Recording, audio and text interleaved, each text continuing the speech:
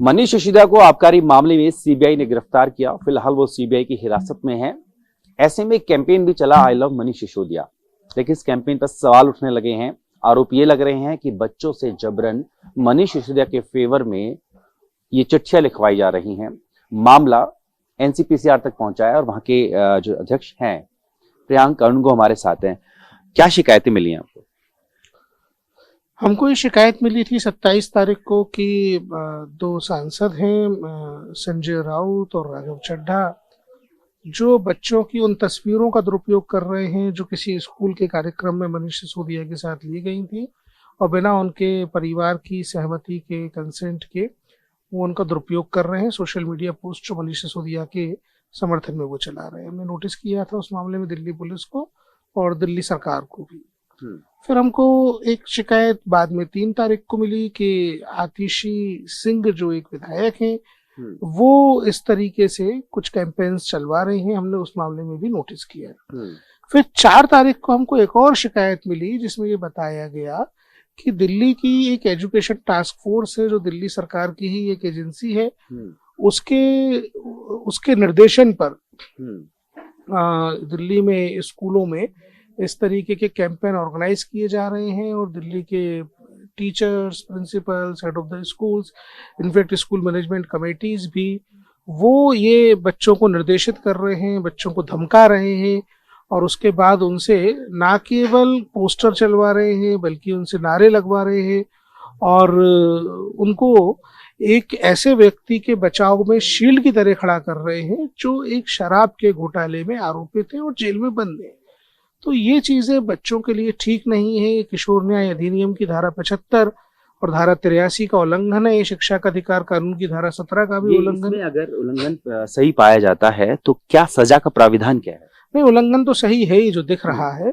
तो धारा 83 एक कॉग्निजेबल ऑफेंस है, संज्ञेय अपराध है, मुकदमा कायम होगा, जेल जाएंगे ये लोग और अदालत फिर उसमें निर्णय करेगी जो भी करना है।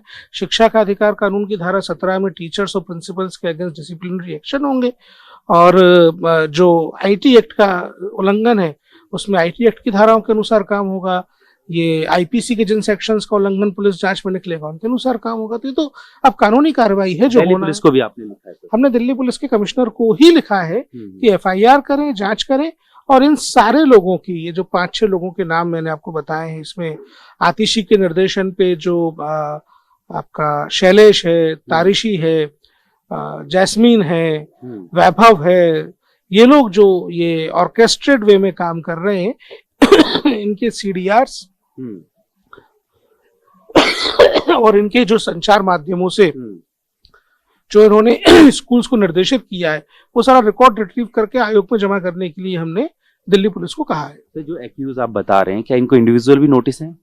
हम क्यों इनको नोटिस करेंगे? देखिए, आयोग का काम है कि कानून का जहां उल्लंघन होता है वहां लॉ एनफोर्समेंट अथॉरिटीज के माध्यम से या एडमिनिस्ट्रेटिव डिपार्टमेंट के माध्यम से काम करवाना।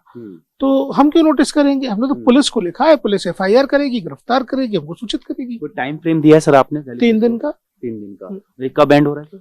हम सोमवार तक वेट करेंगे, नहीं तो सम्मन करेंगे, संबंधित अधिकारियों को दिल्ली पुलिस के सम्मन करके बुलाएंगे। तो जो आप कह रहे थे कुछ पेरेंट्स हैं उनकी कंसेंट के बिना, ऐसा कुछ पेरेंट्स आए हैं क्या सामने? हमारे पास सभी तरीके की शिकायतें आई हैं। जैसे जैसे जांच आगे बढ़ेगी, न्यायालय में जो दस्तावेज देने पड़ेंगे हम देंगे।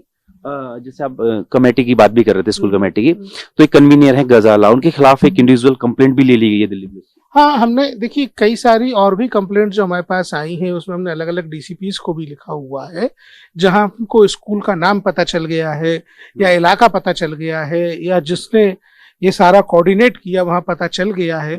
तो वहां हमने उनके नाम से भी दिल्ली पुलिस को लिखा और दिल्ली पुलिस ने एफआईआर भी की है। अब ये गजाला बताएगी कि गजाला को किसने ये निर्देशित किया और फिर ये जो पुलिस इन्वेस्टिगेशन होता है वो करके बताएगा कि किसके निर्देशन पे सब हो रहा था। तो हमारे पास जो शिकायत है उसके अनुसार आरोप आतिशी सिंह और इन 5 लोगों पर है। सही बताइए, आम आदमी पार्टी के जो सांसद हैं संजय सिंह, मेरी उनसे बात हुई, उन्होंने कहा है कि दिल्ली के 18 लाख बच्चों के लिए मनीष सिसोदिया ने काम किया था, इसीलिए उनकी खुद की स्वेच्छा से वो ऐसा कर रहे हैं। इसके पीछे कोई राजनीति या कोई भ्रामक करने वाली बात नहीं है। देखिए, हमारे पास सबूत है कि बच्चों को प्रेरित किया जा रहा है और हमको बच्चों को स्कूलों में अच्छी बातें सिखानी चाहिए। शराब घोटाले के आरोपी को बचाने की बात अगर कोई टीचर, कोई प्रिंसिपल बच्चों को सिखाता है तो ये उसके सर्विस रूल्स का उल्लंघन है, शिक्षा के अधिकार कानून का उल्लंघन है, ये गांधी जी के आदर्शों का उल्लंघन है। इसलिए ये संजय सिंह जी के हिसाब से देश के बच्चे नहीं पढ़ेंगे। देश के बच्चे पढ़ेंगे, देश के बच्चे गांधी जी के सिद्धांतों पे, गांधी जी के आदर्शों पे पढ़ेंगे। ये गांधी जी का देश है, ये संजय सिंह जी के हिसाब से चलने वाला देश नहीं। आपके पास पुख्ता सबूत सर? हमारे पास सबूत नहीं होते तो हम एफआईआर के लिए लिखते ही। और इसमें सजा का अगर थोड़ा बता पाए, एक आम आदमी व्यक्ति जो देख रहा है उसके लिए। देखिए, इसमें हर प्रकार के धाराओं में अलग अलग प्रकार का सजा प्रावधान है। 3 साल से लेके 5 साल तक, 7 साल तक की सजाओं का प्रावधान है। बात के लिए शुक्रिया। तो साफ तौर पर एनसीपीसीआर के जो अध्यक्ष हैं प्रियांक, उनकी तरफ से कहना है कि नियमों का उल्लंघन किया गया है और इसमें 3 से 5 साल तक की सजा हो सकती है। तो वहीं दूसरी तरफ आम आदमी पार्टी का कहना है कि मनीष सिसोदिया ने शिक्षा मंत्री रहते हुए दिल्ली के 18 लाख बच्चों के लिए अच्छा काम किया था, इसलिए वो उनके हीरो हैं और उसके लिए वो उनकी तरफ से कैंपेन चलाया जा रहा है।